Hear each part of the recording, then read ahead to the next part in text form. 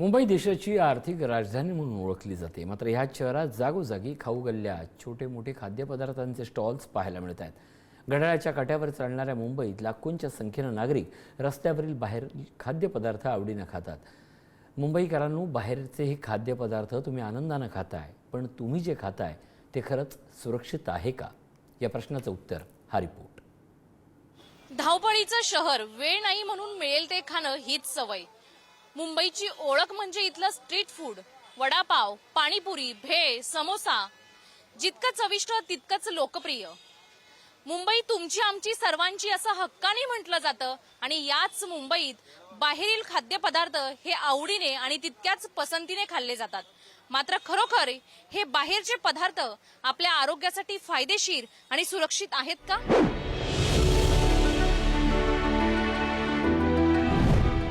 कल्याण, डोंबिवली, ठाणे, पनवेल पासून लाखो लोक दररोज मुंबईत येतात। सेंट्रल रेल्वेनं 62 लाख तर वेस्टर्न रेल्वेनं 31 लाख प्रवासी रोज प्रवास करतात।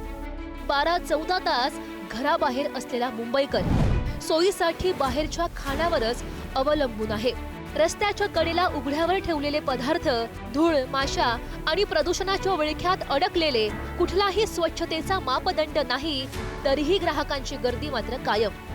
हे पदार्थ, हे ताटातलं जे तुम्ही खाताय ते तुमच्या आरोग्यासाठी सुरक्षित आहे का? अभी क्या करे, राम भरोसे जेवतो, काय करायचं। घरी सकाळी 5:30 वाजता घरी निघतो, इकडे मुंबई कामासाठी, गाडी चालवायसाठी। तो जेवण बाहेर आहे, राम भरोसे चलता आहे भोजन। किती तास बाहेर काम करताय? 10-12 तास, 10-12 तास।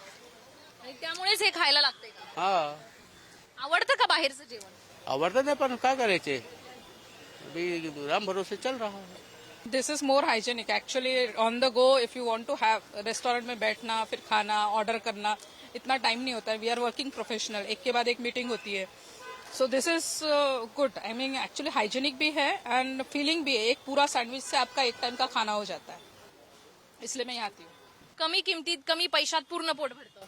हो, दॅट्स ग्रेट। आणि सर्व काही तुम्हाला मिळतं आणि तुम्हाला टेन्शन घ्यायची गरज नाही की हायजेनिक असेल की नसेल, ते खूप हायजेनिक बनवतात। पाणीपुरी आवडीने खातो, मात्र सुरक्षित वाटते का शरीरासाठी आपल्या? तितकं फायदेशीर आहे का? ऍक्च्युली नाही, पण आवड म्हणून खातो, आवडते म्हणून खातो। चविष्ट आहे का तितकी? हा, इथली आहे, आम्ही इथेच खातो नेहमी। ऍक्च्युली तुला काय वाटतं?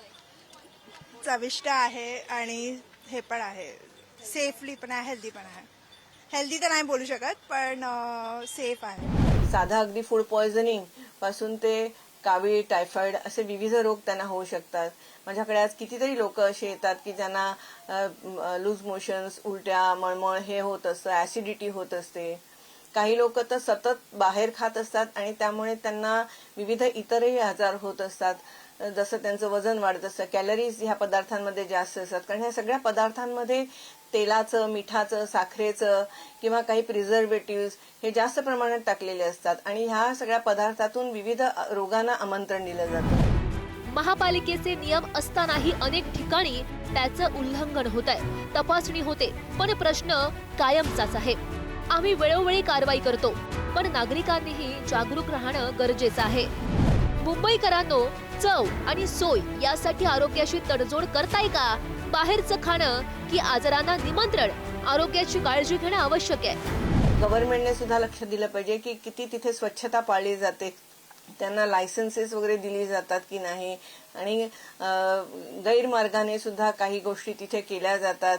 उदाहरणार्थ कमी प्रतीचं तेल वगैरे वापरलं जातं आणि त्याचा लोकांच्या शरीरावरती, आरोग्यावरती खूप दुष्परिणाम होत असतात। तर लोकांनी सजग, जागृत राहिलं पाहिजे की आपण कुठे खातो, कसं खातो, जे खातोय ते पदार्थ चांगले आहेत की नाही, शिळे आहेत का, ताजे आहेत। मुंबईकरांच्या या स्ट्रीट फूडवरील खाण्याची आकडेवारी दिवसेंदिवस चिंतनीय बनत चालली आहे। दररोज 33 ते 36 लाख लोक बाहेर खातात। 18 ते 22 लाख लोक स्ट्रीट फूडवर अवलंबून असतात। 18 ते 20 लाख वडापाव रोज विकले जातात। 5 ते 6 लाख ऑनलाईन ऑर्डर्स स्वीकारल्या जातात। पण इतक्या मोठ्या प्रमाणावर बाहेर खाल्लं जात असताना हे अन्न किती सुरक्षित आहे? केंद्र सरकारच्या निकषाप्रमाणे 1000 व्यवसायामागे एक अन्न निरीक्षकाची गरज असते। महाराष्ट्रामध्ये आज घडीला 11 लाख नोंदणीकृत व्यवसायासाठी 1100 निरीक्षकांची गरज आहे. मात्र FDA इन्स्पेक्टरची मंजूर संख्या अवघी 350 एवढीच आहे. त्यातही 200 जागा रिक्त आहेत. मध्यंतरी 183 जागा भरल्याचा दावा केला होता. FDA कडून 650 फूट इन्स्पेक्टरची गरज असल्याची मागणी करण्यात आली होती. FDAच्या प्रस्तावावर अद्याप कार्यवाही नाही. आकडेवारी कितीही कागदावर असली तरी फक्त मुंबई आणि ठाण्यातच 1.5 ते 2 लाख खाद्यपदार्थ विक्रेते आणि 60 ते 70 हजार रेस्टॉरंट्स आहेत. मुंबईकरांनो, चव आणि सोयीच्या मागे धावताना आपण नकळत आजारांना निमंत्रण देतोय का? शेकडो कोटींचा खर्च करून यंत्रणा सक्षम करणं गरजेचं आहे, पण तोपर्यंत तुम्ही खात असलेलं अन्न हे अक्षरशः राम भरोसेच आहे. शिल्पा नरवडे, पुढारी न्यूज, मुंबई.